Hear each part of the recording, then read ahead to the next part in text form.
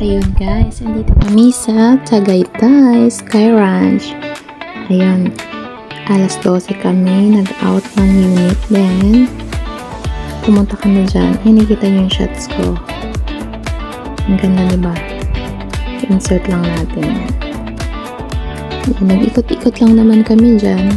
Kami sumakay sa mga rides.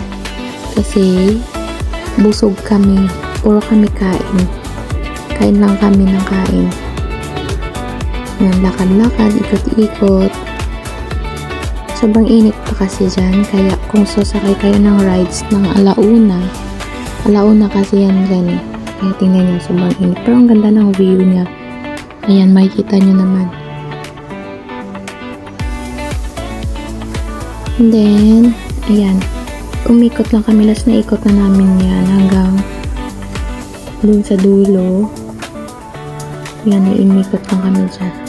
Kasi katatapos lang namin kumain sa Kenny Rogers. Yan.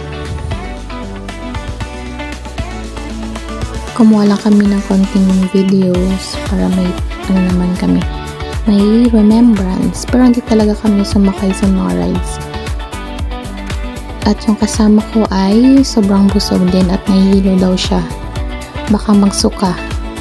Ayan. Ayan lang yan guys. Maganda yung view niya pag umaga.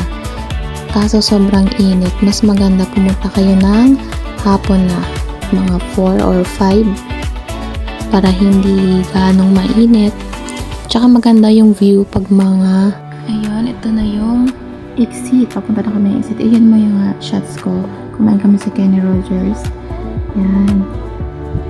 For mga pictures lang yan. Yan. Kuha ko sa ang tawag dyan. Ewan ko. Basta yan. Dyan sa Sky Ranch. And then, yan yung view. Tingnan naman guys ang view. O, diba? Ang cute. Yun yung taas. Ayan, horseback. And then, yan. Yung nakuha ko ng pictures. Maganda naman siya. Ayan lang po.